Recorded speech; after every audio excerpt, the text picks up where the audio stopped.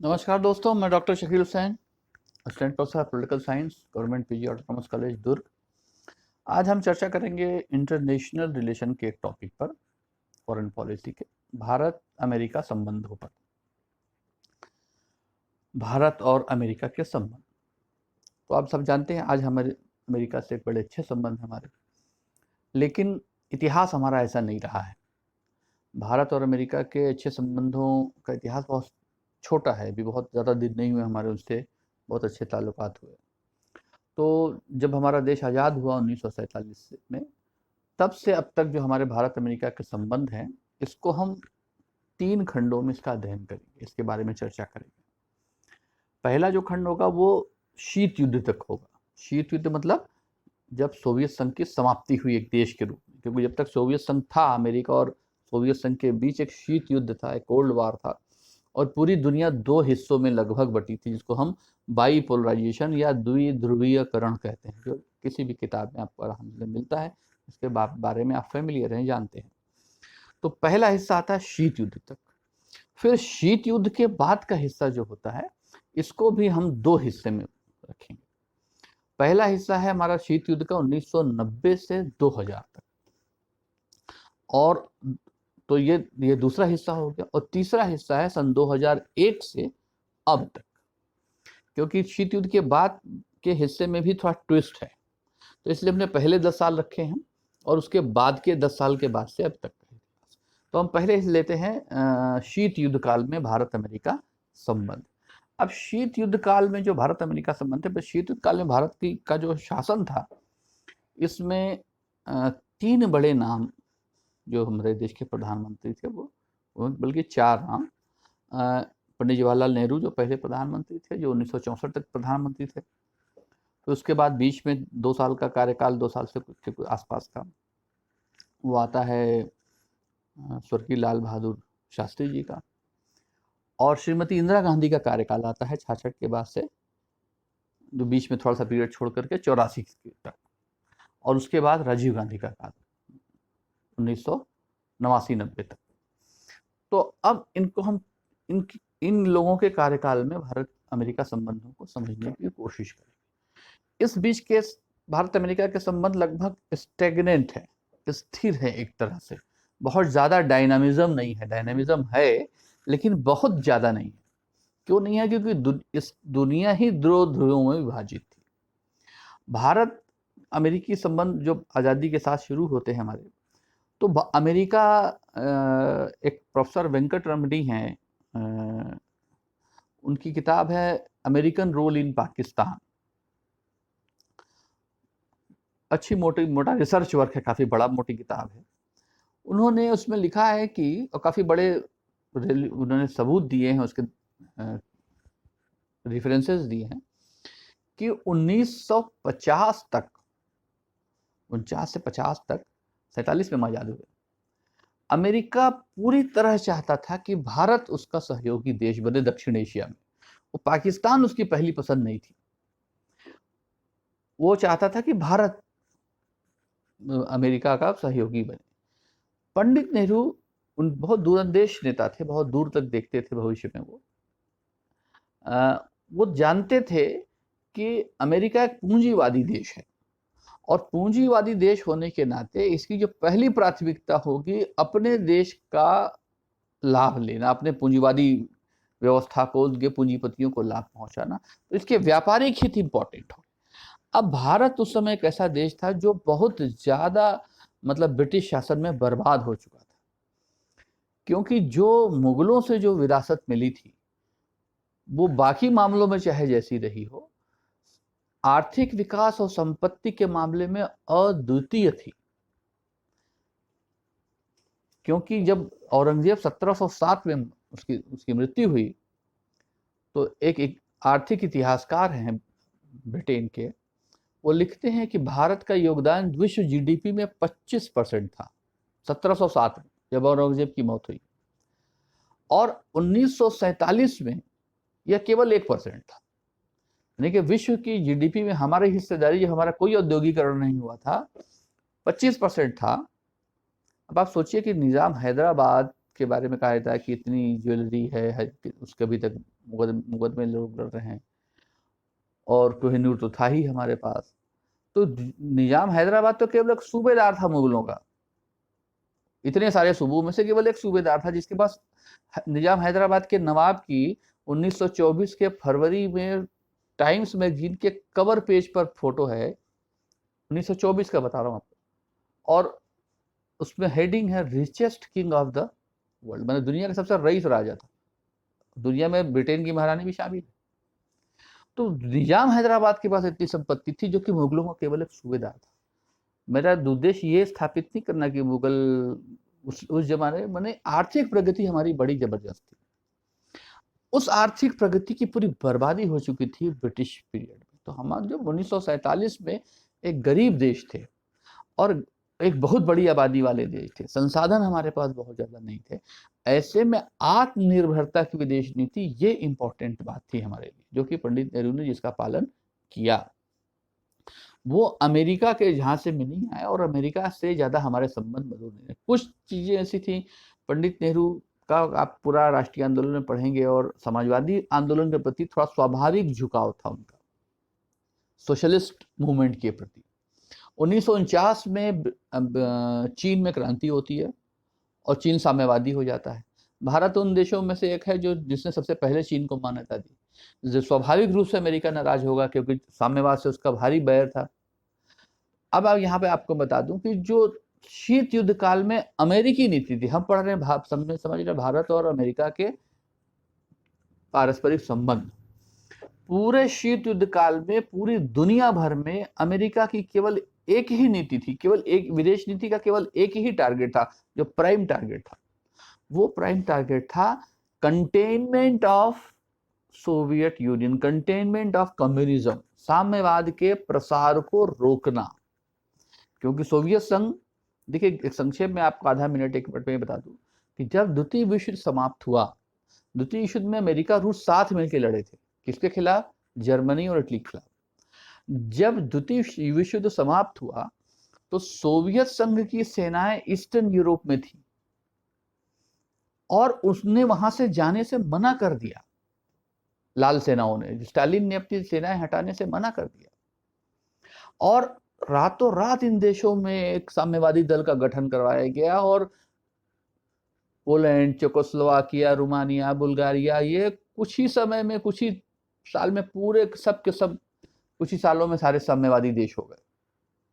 Berlin से उसने सेना हटाने से मना कर दिया। तो आप जानते हैं कि बर्लिन का बंटवारा हो गया, जर्मनी का बंटवारा हो गया, पूर्वी जर्मनी कम्युनिस्ट, पश्चिमी जर्मनी कैपिटलिस्ट।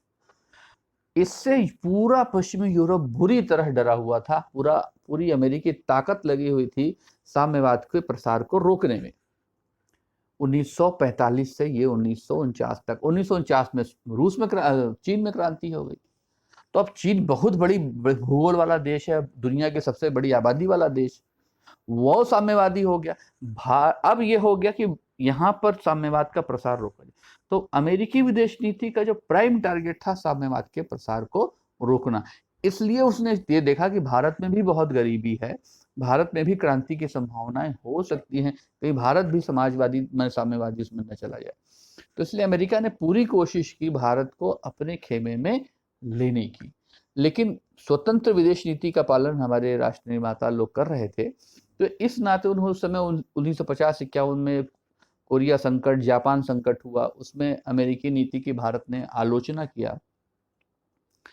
और इस समय हालांकि अमेरिका ने कुछ भारत को खाद्यान्न सहायता वगैरह दिया था, यहां से वो अभी भी आशान्वित था अमेरिका की भारत से, पाकिस्तान को उतना पसंद नहीं कर रहा था अभी तक वो। और पाकिस्तान, जबकि वो लालायित था पाकिस्तान, उसका भी काफी रेफरेंसेस वेंकट रमणी साहब ने दिया है कि कैसे उन्होंने, पाकिस्तान ने पूरे हथियारों की और सहायता की पूरी लिस्ट अमेरिकी प्रशासन को पकड़ा दिया था।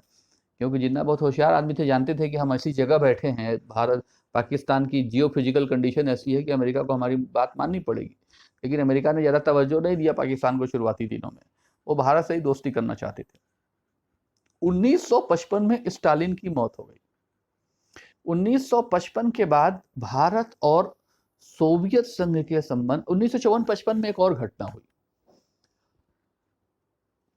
साम्यवाद को रोकने के लिए अमेरिका ने एक नीति बनाई, सामूहिक सुरक्षा की नीति।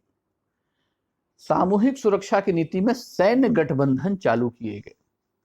आप देखिए कि अगर अमेरिका की विदेश नीति पढ़ेंगे तो अमेरिका की विदेश नीति में द्वितीय विश्व युद्ध के पहले तक अमेरिका की नीति ये थी कि अटलांटिक और प्रशांत के उस तरफ क्या होता है उससे हमें ज्यादा लेना देना नहीं है। अमेरिका के दोनों तरफ समुद्र है, वो मत यूरोप का मामला है, यूरोप निपटेगा।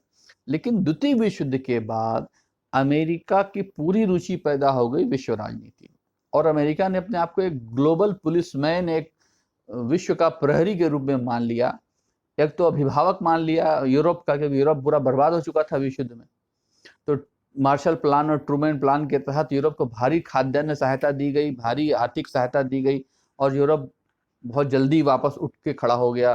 उस मतलब नुकसान से उसकी भरपाई हो गई। तो उसने पहले यूरोप के लिए अपना गार्जियनशिप निभाया, फिर उसने वो गार्जियनशिप अमेरिका बढ़ाता गया पूरे दुनिया में, और नाटो की स्थापना हुई। नाटो की स्थापना के बाद ये 54-55 में क्या हुआ कि साउथ ईस्ट एशिया में सीएटो, साउथ ईस्ट एशिया मतलब इंडोनेशिया, मलेशिया, फिलीपींस, इस एरिया में एक सैन्य गठबंधन बनाया सीएटो नाम से। चूंकि आज का बांग्लादेश उस समय पाकिस्तान में था, पूर्वी पाकिस्तान कहलाता था, तो पाकिस्तान उसमें शामिल हो गया। और एक पश्चिम एशिया में सैन्य गठबंधन बनाया अमेरिका ने, उसका नाम था सेंटो, बगदाद पैक्ट बोलते थे उसको। उस बगदाद पैक्ट में भी शामिल हो गया। तो अब हमारे दोनों तरफ वो पाकिस्तान सैन्य गठबंधन में था, किसके साथ? अमेरिका के साथ। अब ये हमारे लिए बहुत भारी खतरा था। सैन्य सामूहिक सुरक्षा का नियम आप अंतर्राष्ट्रीय राजनीति पढ़ने वाले जानते हैं। सामूहिक सुरक्षा का मतलब एक पे हमला, सब पर हमला। उस गठबंधन में किसी एक पर हमला हुआ तो सारे लोगों पर आक्रमण माना जाएगा। अब भारत जैसे देश के लिए जो अभी विकास कर रहा था, अभी विकास पहली पंचवर्षीय योजना चल रही थी जो काफी कामयाबी से चल रही थी। अब पंचवर्षीय योजना का मॉडल भी हमने सोवियत संघ से लिया था। इन सब बातों से अमेरिका थोड़ा सा काफी सशंकित हो गया था कि भारत हमारे अमेरिकी हितों का वाहक दक्षिण एशिया में नहीं है। 55 में स्टालिन की मौत के बाद स्टालिन से पंडित नेहरू से ज्यादा अच्छे ताल्लुकात नहीं थे, ऐसा माना जाता है। स्टालिन काफी मतलब सत्ता के केंद्र वाला डेमोक्रेटिक विचारों उसके विचार नहीं थे। लेनिन वाली बात स्टालिन में नहीं थी। बड़ा एक तरह से बदनाम शासक था स्टालिन। लेकिन स्टालिन की मौत के बाद सोवियत संघ और भारत के संबंधों में तेजी से नजदीकी आना चालू हुई। और ये वही समय है 55 से 57-60 के बीच के पहले का, कि जब हमको सोवियत संघ से 2 इस्पात संयंत्र मिले, एक भिलाई का इस्पात संयंत्र और एक दूसरा इस्पात संयंत्र मिला। तो ये 2 इस्पात संयंत्र मिले, हमारी काफी नजदीकी होती गई उनसे। 1960 तक आते आते अब अमेरिका ने यह मान लिया था कि भारत दक्षिण एशिया में अमेरिकी हितों का वाहक नहीं है। और 1960 से 65 के बीच में बहुत, अब यहां पर अमेरिकी नीति पूरी तरह ट्विस्ट हो गई थी टुवर्ड्स पाकिस्तान। अब ये भी क्यों हो गई थी? ये भी इसलिए हो गई थी कि इस समय तक पश्चिम एशिया का जो शक्ति संतुलन था उसमें अमेरिकी प्रभुत्व काफी तेजी से बढ़ रहा था, तेल की राजनीति की वजह से। दूसरी बात यह कि अफगानिस्तान से सोवियत संघ की सीमा लगती थी। आज तो अजरबैजान, किर्गिस्तान, तुर्कमेनिस्तान, अजरबैजान बोल रहा हूँ, किर्गिस्तान, तुर्कमेनिस्तान, उज्बेकिस्तान, ये सब लगा हुआ है। तो ये सब तो पहले सोवियत संघ में था उस जमाने तक। तो सोवियत संघ की सीमाएं अफगानिस्तान से लगती थी, और पाकिस्तान गेटवे था पश्चिम एशिया के लिए अफगानिस्तान के थ्रू। ईरान से अमेरिका के ताल्लुकात अच्छे थे, लेकिन अफगानिस्तान से थोड़ा सा ऊपर नीचे चलता रहता था।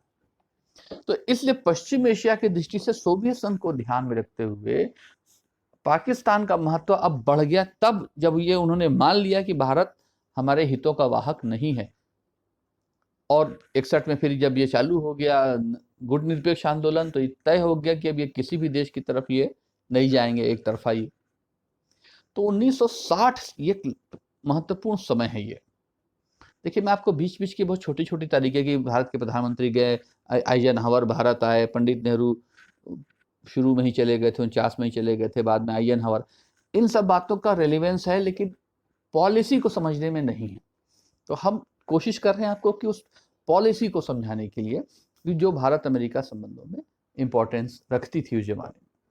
1960 से 65 तक पाकिस्तान को बहुत भारी मात्रा में आर्थिक और सैनिक सहायता दिया अमेरिका ने। लगभग 4 अरब डॉलर की आर्थिक, 400 मिलियन लिखा हुआ है, 400 मिलियन की सहायता, आर्थिक सहायता दी, और लगभग 300 मिलियन से ज्यादा की सहायता जो है सैनिक सहायता दी, जो उस जमाने में बहुत बड़ी राशि थी ये पाकिस्तान जैसे छोटे से देश के लिए। और इस अवधि में पाकिस्तान ने बहुत द्रुत तेज आर्थिक प्रगति किया और बहुत लेटेस्ट वेपन्स दिए उनको। अब ये समय जो ऐसा था 1960 का, गुटनिरपेक्ष आंदोलन चालू होता है इसके बाद 61 में। अब 62 में भारत चीन युद्ध हुआ। ये बहुत बड़ा झटका था पंडित जवाहरलाल नेहरू के लिए, क्योंकि वो चीन से ऐसी अपेक्षा नहीं रखते थे, लेकिन चीन ने भारत पर आक्रमण कर दिया और बहुत बड़ा हिस्सा भी हमारा अक्साई चीन के नाम से उनके पास है। तो 62 में साम्यवाद को रोकने के लिए अमेरिका ने उस समय हमारी काफी मदद की थी चीन के विरुद्ध, और चीन को अपना एग्रेशन को जल्दी ही खत्म करना पड़ा, अपने आक्रमण को। लेकिन इससे कोई बहुत हमारे संबंधों में बाद में बहुत ज्यादा सुधार नहीं हुआ, बल्कि अमेरिका ने जो पाकिस्तान को बहुत प्रचंड सहायता दी थी। 64 में जवाहरलाल नेहरू जी स्वर्गीय हो गए, दिवंगत हो गए, और स्वर्गीय लाल बहादुर शास्त्री हमारे प्रधानमंत्री बने। उस समय हमारी आर्थिक स्थिति काफी विकट थी, खाद्यान्न हमारा पर्याप्त नहीं होता था, और 62 का युद्ध हो चुका था। तो 65 में हमारी स्थिति थोड़ी नाजुक थी। उसको देख करके, चूंकि पाकिस्तान को उसके उलट बहुत भारी सहायता अमेरिका द्वारा दी जा रही थी, पाकिस्तान ने हमला कर दिया, भारत पाकिस्तान युद्ध 1965 का हुआ। अमेरिका में एक बात है खास कि अमेरिका में राष्ट्रपति बदलने के साथ नीतियों में भी बदलाव आता है।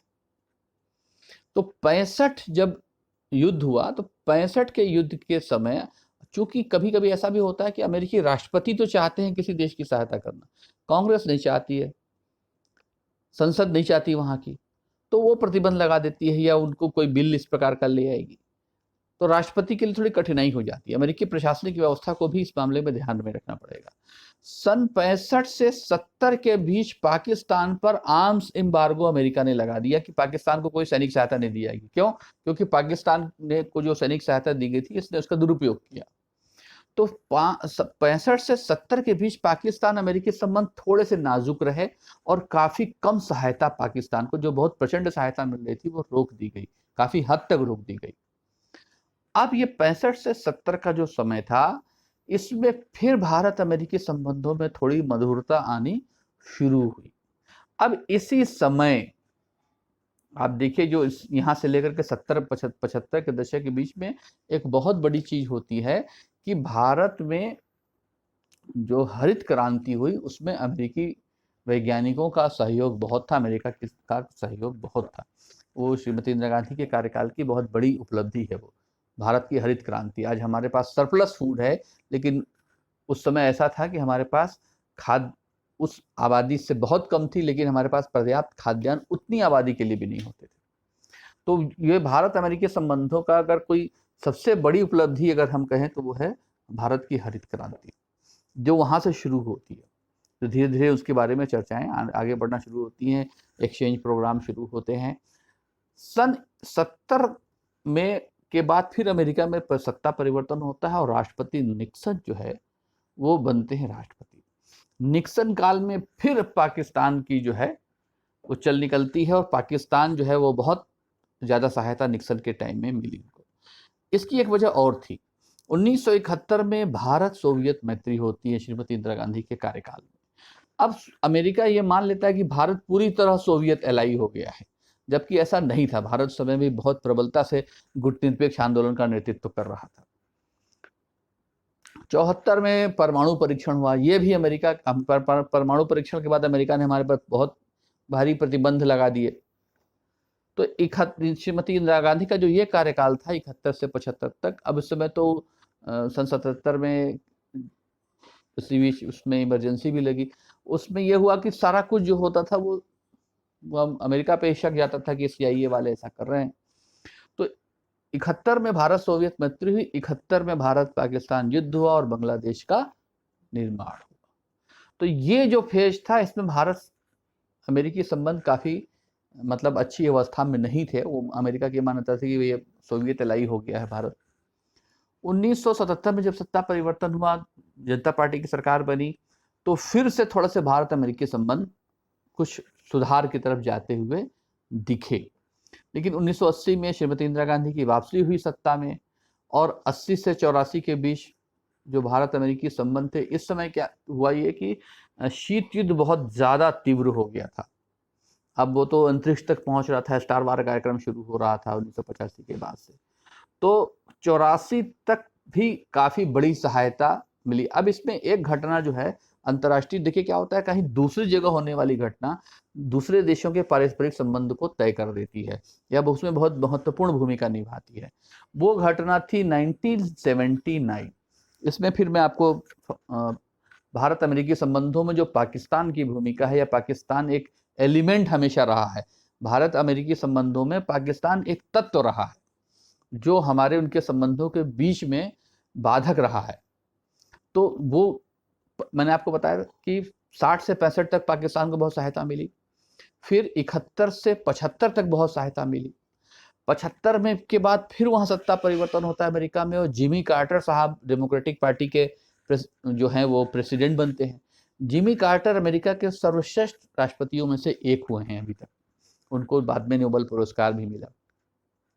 उन्होंने अमेरिका की जो आर्म्स ट्रांसफर पॉलिसी थी, हथियार बेचने वाली जो नीति थी, उस पर बहुत भारी आघात किया और उन्होंने उसको काफ़ी चेंज कर दिया।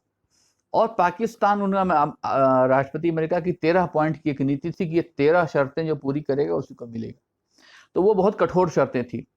उसमें पाकिस्तान को लगभग सहायता, सारी सहायता उन्होंने रोक दी हथियारों संबंधी। जो निक्सन के टाइम में बहुत भारी सहायता मिल रही थी, बड़े बड़े हथियार मिल रहे थे, ऐसा है वर्णन कि 76 से 80 तक तो पाकिस्तान स्पेयर पार्ट्स के लिए तरस गया अमेरिका से, वो भी नहीं मिल रहे थे उसको। इतनी कठोर उन्होंने पाबंदी अमेरिका ने पाकिस्तान पर लगा दी थी, वो जो हमारे हक में जा रही थी। और इस दौरान अमेरिकी भारत संबंध थोड़े से ठीक थे। लेकिन 79 में एक बहुत बड़ी घटना हुई जिसने पाकिस्तान अमेरिका को फिर नजदीक ला दिया, और ये बहुत ज़्यादा नुकसानदेह ये साल में जो घटना हुई वो हमारे लिए है, उसके इम्पैक्ट हमारे ऊपर आज तक है। वो घटना थी 79 में आपके ईरान में शाह का पतन। ईरान में सैनिक क्रांति हो गई, और ईरान में जो सैनिक क्रांति हुई वो सैनिक क्रांति बोल रहा हूँ, धार्मिक क्रांति हो गई। ईरान का जो शाह था, रजा शाह पहलवी, जो ईरान के राजा थे, वो अमेरिका के बड़े भिन्न मित्र थे। पाकिस्तान भी शायद उतना भिन्न मित्र कभी नहीं बन पाया जितना कि रजा शाह पहलवी अमेरिका के पक्ष में रहते थे। तो ईरान एक बहुत मजबूत सहयोगी था अमेरिका का पश्चिम एशिया में। सऊदी अरब भी था, लेकिन ईरान भी था। अब ईरान में धार्मिक क्रांति हो जाने से ईरान एकदम से अमेरिका का विरोधी हो गया, शत्रु हो गया, समझ लिया, विरोधी ही नहीं, क्योंकि वो पूरा धर्मतंत्र चल गया जो आज तक चल रहा है वहाँ। वो 79 में हुआ। उसी साल एक ताबूत में और कील पड़ गई, वो था कि सोवियत संघ प्रवेश कर गया अफगानिस्तान। सोवियत संघ का इन्वेजन अफगानिस्तान में होना ये बहुत बड़ी अंतर्राष्ट्रीय घटना थी। अब तो अमेरिका और सोवियत संघ के जो प्लान थे, जो अमेरिकन एनालिस्ट बताते हैं, जो किताबों में पत्रिकाओं में जिसका उल्लेख है, कि सोवियत संघ का प्लान था अरब सागर के गर्म पानी तक पहुंचना। अरब सागर का गर्म पानी ऐसा फ्रेज है कि अरब सागर तक पहुंचना, hot from to reach up to the hot waters of Arabian Sea. अब अरेबियन सी जो था ये कराची बंदरगाह, सब अफगानिस्तान का तो कोई पोर्ट है नहीं, तो अफगानिस्तान तक पहुंचना, बलूचिस्तान को अलग करना पाकिस्तान से, वहाँ balkanization of the Pakistan, Pakistan के टुकड़े टुकड़े करना, बलूचिस्तान को अलग करना, ग्वादर बंदरगाह जो अब चीन डेवलप कर रहा है उसके थ्रू अरब सागर तक पहुंचना, ये है प्लान सोवियत संघ का, ऐसा अमेरिकन एनालिस्ट मानते थे। तो अब अमेरिका की पॉलिसी एकदम चेंज हो गई। जो अमेरिका पाकिस्तान को पूछ नहीं रहा था, स्पेयर पार्ट्स नहीं दे रहा था, अब सोवियत संघ को दोनों तरफ, पश्चिम एशिया की तरफ जाने के लिए ईरान और इधर सोवियत संघ, और सोवियत संघ कहाँ गया? अफगानिस्तान में। अब उनका मित्र कौन बचा? पाकिस्तान। भारत को वो मान रहे थे कि पहले से सोवियत संघ का दोस्त है। अब पाकिस्तान इतना इंपॉर्टेंट हो गया कि तब तक ये जनरल जियाउल हक आ चुके थे पाकिस्तान में। जनरल जियाउल हक ने कहा, बहुत लंबी सहायता मांगी और 3.2 बिलियन डॉलर की सहायता को उन्होंने कहा ये ऊंट के मुंह में जीरा है, मतलब उसको महत्व ही नहीं दिया उन्होंने। लेकिन अमेरिका ने तत्काल पाकिस्तान को भारी सैन्य सहायता देना चालू किया, बहुत भारी भारी हथियार दिए, और अफगान मुजाहिदीनों को हथियार पहुंचाने का जिम्मा किसको दिया? पाकिस्तान को, कि ये अफगान मुजाहिदीनों को हथियार पहुंचाएंगे और ये हथियार से वो सोवियत संघ से लड़ेंगे। और ये लड़ाई बहुत लंबी चली, 10 साल चली। इस 10 सालों में पाकिस्तान को अकूत सैन्य सहायता अमेरिका से मिली और शीत युद्ध एकदम पीक पे आ गया। 79 टू 89। 85 में राजीव गांधी भारत के प्रधानमंत्री बनते हैं। अब ये भारत अमेरिकी संबंधों में बहुत सारी चीजें जो छूट जाती हैं। सौभाग्य से मैंने इस पर थोड़ा सा हमारे रिसर्च वर्क में काफ़ी काम किया था, तो कुछ चीज़ें मुझे उसमें मिली, दिखी कि आप देखिए कि 85 में राजीव गांधी के प्रधानमंत्री बनने के बाद पंजाब में आतंकवाद शुरू होता है। अभी जो पंजाब में जो आतंकवाद शुरू होता है, इस आतंकवाद के लिए जो हथियार मिल रहे थे वो पाकिस्तान से मिल रहे थे, और पाकिस्तान को हथियार अमेरिका से मिल रहे थे। और अमेरिका से कैसे हथियार मिल रहे थे? अमेरिका ने देख लिया कि अफगानिस्तान में बहुत बड़े बड़े बम वर्षक और प्लेन और बड़े बड़े टैंक ये नहीं चलेंगे, क्योंकि वहाँ की पठारी जमीन है, ऊबड़ खाबड़ जमीन है। तो उन्होंने छोटे हथियार खरीदे दुनिया भर से, जिसमें सबसे मशहूर नाम जो है आज का है वो है AK-47। ये उसी समय ये लाइट में आया, AK-56, AK-47।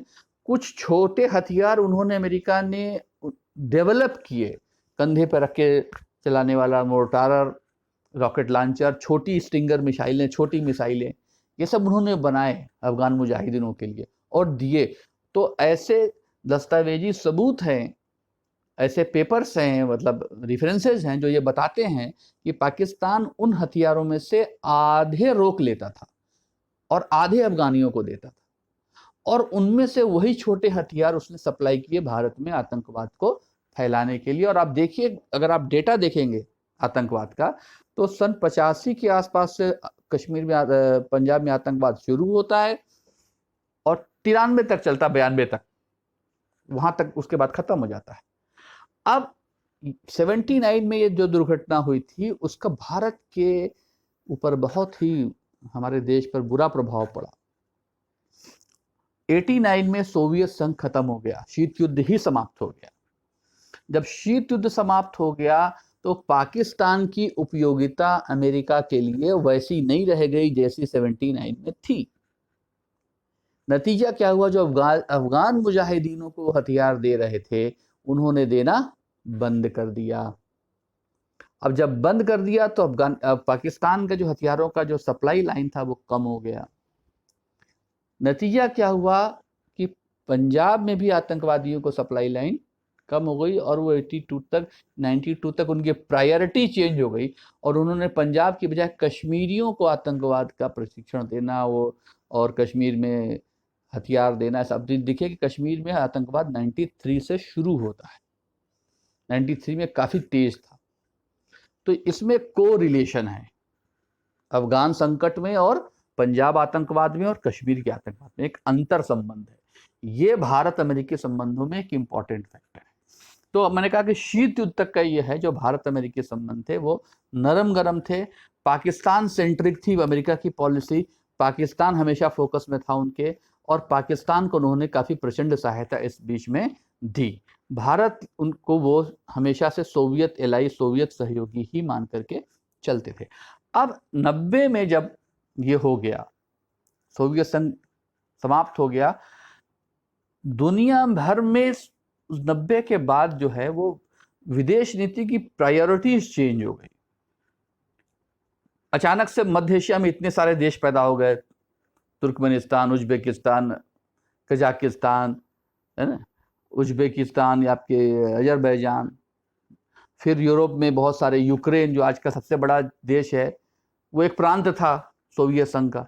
यूरोप का क्षेत्रफल के हिसाब से बहुत सबसे बड़ा देश है यूक्रेन, फ्रांस से भी बड़ा है। तो इतना बड़ा देश वहां पर, तो पूरी पूरी ज्योग्राफी चेंज हो गई सोवियत संघ के समाप्ति के बाद। तो पूरी दुनिया में अमेरिकी फॉरेन पॉलिसी की प्रायोरिटीज भी चेंज हुई। अब सोवियत संघ जैसा कोई बड़ा शत्रु नहीं का, तो जो 90 के बाद, अब ये 90 के साथ एक और चीज आप देखते चलिए कि 90 के साथ साथ यहां से ग्लोबलाइजेशन का प्रोसेस शुरू होता है। यहीं से डंकल प्रपोजल, अगर आपको याद है, आप हमारे पीढ़ी के लोगों के लिए, तो उस समय हम लोग यूनिवर्सिटी पास आउट थे, तो डंकल प्रपोजल और ये तमाम चीजें, WTO बन रहा था। तो ये एक आर्थिक संरचना शक्ल ले रही थी और यही तय करने वाली थी 20वीं और शताब्दी के आखिरी दशक की और 21वीं शताब्दी की विदेश नीतियों को। क्योंकि 90 तक विदेश नीति का जो प्राइमरी टारगेट था वो सिक्योरिटी था। जो गठबंधन होते थे सैनिक गठबंधन होते थे। 90 के बाद ये टारगेट चेंज हो गया, ये सिक्योरिटी से शिफ्ट होकर के इकोनॉमिक्स पर आ गया। अब जो गठबंधन होते हैं वो आर्थिक गठबंधन होते हैं। ये आर्थिक गठबंधनों की शुरुआत 1990 के बाद से चालू होती है। तो 90 से 96 तक अमेरिका के साथ हमारे संबंध पहले जैसे ही थे। अमेरिका पाकिस्तान के पक्ष में ही था 96 तक लगभग, और 93 से वहाँ आतंकवाद बहुत पीक पकड़ना चालू करता है। और ये ऐसा माना जाता है कि ये तब जो सारा आतंकवाद जो है वो उसी जमाने के पाकिस्तान के चोरी किए हुए हथियारों से, पाकिस्तान ने जो अमेरिकियों से चोरी किए थे उन हथियारों से चल रहा था। 94 में एक और घटना, हम देखिए पाकिस्तान भारत अमेरिका के संबंध का अध्ययन करेंगे तो इसमें पाकिस्तान और पृष्ठभूमि में अफगानिस्तान हमेशा एक एलिमेंट रहेगा। 94 में, अब ये बहुत करूंगा तो शायद 2 घंटे का लेक्चर हो जाएगा ये, अगर उस पृष्ठभूमि में जाऊंगा तो संक्षेप में बता दे रहा हूं कि मध्य एशिया मतलब कजाकिस्तान, उज्बेकिस्तान, तुर्कमेनिस्तान, किर्गिस्तान, जो अफगानिस्तान से लगे हुए राष्ट्र, यहाँ बहुत ज्यादा प्रचुर मात्रा में तेल और गैस है। अब इस तेल और गैस को दोहन के लिए अमेरिका और यूरोप की तेल कंपनियां बिल्कुल लालायित थी। अब इसको निकालने के लिए, चूंकि लैंड लॉक्ड कंट्री है, कोई इनके हाथ समुद्र नहीं है इन देशों में, तो यहां से तेल निकालने के लिए अब अमेरिका 2 काम और करना चाहता था। रूस को भी पीछे रखना चाहता था, चीन को भी पीछे रखना चाहता था और ईरान को भी पीछे रखना चाहता था। इन 3 लोगों को पीछे रखते हुए यहां से तेल निकाल के ले जाना है। तो 2 रास्ता था, एक अफगानिस्तान पाकिस्तान होते हुए बंगाल के अरब सागर से निकालना, ग्वादर बंदरगाह से। अब मैप होता तो ज्यादा मैं आपको समझा पाता अच्छे से। दूसरा रास्ता था सेंट्रल एशिया से होते हुए काकेकस का पूरा पार करना, ट्रांस काकेशियन लाइन इसको बोलते हैं, और तुर्की पार करके मेडिटेरेनियन से भूमध्य सागर से उस तेल को निकालना। वो 3000 किलोमीटर से ज्यादा लंबी पाइपलाइन हो रही थी, वो बड़ी मुश्किल, वो बड़ा लागत ज्यादा आ रही थी। तो इन लोगों ने क्या किया कि ये सेंट्रल एशिया से और अफगानिस्तान हो गया। तो अफगानिस्तान में तो गृह युद्ध चालू हो गया था, क्योंकि 90 में के बाद नजीबुल्ला मार दिए गए और सोवियत संघ वहां से खत्म हो गया और वो कोई राजा, कोई व्यवस्था नहीं बची थी वहां पर। उस गृह युद्ध में 94 में तालिबान को प्रमोट किया पाकिस्तान ने और अमेरिका ने। तालिबान को, मेरा एक रिसर्च आर्टिकल है, तालिबान अमेरिकी संतान, तालिबान कि अमेरिका की ही संतान थी तालिबान। तो अमेरिका ने तालिबान को प्रमोट किया, वो एक अलग स्टोरी है। अब अमेरिका ने तालिबान को प्रमोट करने से क्या हुआ, तालिबान तो धीरे धीरे वो धार्मिक कट्टरता की तरफ जा रहा था, चला गया, और वो पूरा एक गठजोड़ बन गया तालिबान, पाकिस्तान और कश्मीर में आतंकवाद का। तो इस वजह से ये चला आपके 96 तक, बहुत हमारे संबंध अच्छे नहीं थे। तालिबान की वजह से हुआ 9/11 2001 का। उसके बाद फिर हमारा शिफ्ट पाकिस्तान का अमेरिका की तरफ से बदलता है। आतंकवाद के विरुद्ध युद्ध में हम अमेरिका के साथ थे, और हमारा इस 10 साल में, जो 91 में भारत में एक और घटना हुई थी, भारत ने अपनी आर्थिक उदारीकरण की नीति सरदार मनमोहन सिंह जी के नेतृत्व में, जो उस समय वित्त मंत्री थे, चालू हुई, और वो उदारीकरण आज तक बंद नहीं हुआ, बल्कि और गति ही पकड़ता गया विभिन्न सरकारों के माध्यम से। सरकारें बदली, लेकिन पॉलिसी में एक कंटिन्यूटी है, एक निरंतरता है जो मनमोहन सिंह जी ने शुरू की थी।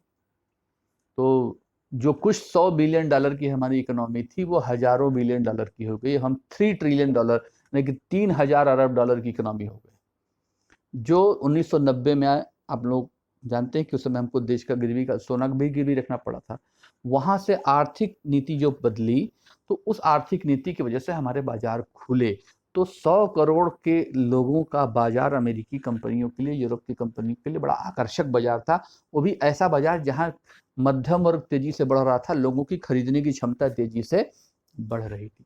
इसलिए 2001 के बाद से हमारे संबंध अच्छे होना शुरू हुए। 2004 में ये संबंध काफ़ी अच्छे हो गए। 2004 से हमारे संबंध बहुत अच्छे जो होना शुरू हुए, इसमें दिनों दिन प्रगति होती गई, कमी नहीं आई है। 2004 इसलिए बोल रहा हूँ कि 2004-5 में वाजपेयी जी के ज़माने में ही 2001 के बाद से ही बहुत अच्छे संबंध चालू हो गए थे। 2005 में जो हमारे न्यूक्लियर डील का प्रोग्राम चला, जो 2007-8 में फाइनली साइन हो गया, तो न्यूक्लियर डील कार्यक्रम की वजह से भारत पर आणविक व्यापार पे प्रतिबंध अमेरिका ने 30 साल से लगा के रखा था, वो प्रतिबंध हटाए। वो बहुत बड़ी उपलब्धि थी। और उसके बाद से फिर भारत अमेरिका व्यापार बहुत तेजी से बढ़ा। जो कुछ 1 अरब 2 अरब डॉलर का होता था, वो 86 अरब डॉलर तक चला गया 2012-13 में। अभी उसी के आसपास अभी है 46 अरब डॉलर शायद उस समय चला गया, मैं फिगर थोड़ा सा मिस कर रहा हूँ। अभी हमारा जो पूरा हथियार आर्म्स परचेजिंग था, वो हम पूरी तरह आश्रित थे रूस के ऊपर। अब हमारा दूसरा सबसे बड़ा आर्म्स डील का पार्टनर जो है वो अमेरिका है। तो हमारे अमेरिका के आर्थिक व्यापारिक संबंध 2004 के बाद बहुत तेजी से बढ़े। बीते 2-3 सालों की आप घटनाएं जानते हैं कि अभी हमारा व्यापार संतुलन अमेरिका से बहुत पॉजिटिव है, हम लाभ में हैं, हमको ज़्यादा फायदा होता है। और अमेरिका माने अमेरिका जिन देशों से सामान खरीदता है, उसमें भारत तीसरे नंबर पर है। पहले नंबर पर चाइना है, दूसरे नंबर पर यूरोपियन यूनियन है, और तीसरे नंबर पर हम हैं। तो हम भारत के साथ व्यापार करने में बहुत ही हमारा पाकिस्तान, अमेरिका और भारत का व्यापार बहुत तेजी से बढ़ रहा है, दोनों तरफ का व्यापार। हमारे आर्म्स परचेजिंग में भी, प्लस अमेरिका ने हमारी आतंकवाद से निपटने में भी विगत 1 दशक में काफ़ी सहायता की। अब देखिए कि बहुत सारे बड़े आतंकवादी जो हम भारत लाने में भारत सरकार कामयाब हुई, उसमें भारत अमेरिकी संबंधों का भी एक भूमिका मानी जाती है। तो इसलिए अमेरिकी भारत संबंध आज की स्थिति में बहुत सारे लोग ये आलोचना भी करते हैं कि हम बिल्कुल प्रो अमेरिकन हो गए हैं। और इस अवधि में अब पाकिस्तान जो पूरी तरह अमेरिका पर आश्रित था, वो 76% उनका आर्म्स सहायता जो है पाकिस्तान की कम हो गई, किससे? अमेरिका से। तो पाकिस्तान की भूमिका अमेरिका के फॉरेन पॉलिसी में कम हुई और हमारी भूमिका आज बढ़ी। ये 2004 के बाद बहुत तेजी से हुआ है, और 2010 के बाद तो बहुत ही तेजी से हुआ है। तो आज के जो अमेरिका भारत संबंध है, ये 21वीं शताब्दी के ये पुराने संबंधों की छाया से एकदम अलग है। जो हमारे 90 के दशक के पहले हमारे संबंध थे, या समझ लीजिए कि 1995 से पहले संबंध थे भारत अमेरिका के, उससे भारत अमेरिका के संबंध अलग है। और आज हमारे संबंधों में ट्रेड बहुत इंपॉर्टेंट है। अब जानते हैं भारत अमेरिका के सॉफ्टवेयर इंडस्ट्री में बहुत बड़ा योगदान भारत का है। इन्फोसिस और TCS जैसी कंपनियों के जो प्रोडक्ट है, ज़्यादातर वही क्लाइंट है, अमेरिका ही क्लाइंट है। भारत से सबसे ज़्यादा जो H1 वीज़ा के जो उपभोक्ता हैं, जो जाने वाले लोग हैं, वो चाइना के बाद वो भारतीय लोग हैं। इसके अलावा हमारी फार्मास्यूटिकल की जितनी बड़ी कंपनियां हैं, उनका जो बड़ा ट्रेड व्यापारी है वो अमेरिका है। अमेरिकन कंपनियों के मैंने बहुत सारे जो है फ्रेंचाइजी यहाँ हैं। तो इसलिए अभी जो 21वीं शताब्दी में जो भारत अमेरिका संबंध है, वो अच्छी स्थिति में है। और बहुत सारे सामरिक मामलों में भी अब हमारे दृष्टिकोण मिलते हैं। खास करके साउथ चाइना सी में चीन को, अभी जो अमेरिका की जो कंटेनमेंट ऑफ सोवियत यूनियन था, अब अमेरिका की नीति में कंटेनमेंट ऑफ चाइना भी हो गया कि चीन को नियंत्रित करने की नीति पर भी अमेरिका काम कर रहा है। और चीन की आक्रामक नीतियां हैं, मतलब साम्राज्यवादी नीतियां हैं। चीन पूरे दक्षिण चाइना सी पर वो दावा कर रहा है, और वो अंतर्राष्ट्रीय व्यापार की दृष्टि से बहुत ही महत्वपूर्ण क्षेत्र है। और भारत और अमेरिका के जो दृष्टिकोण है समान है इसमें।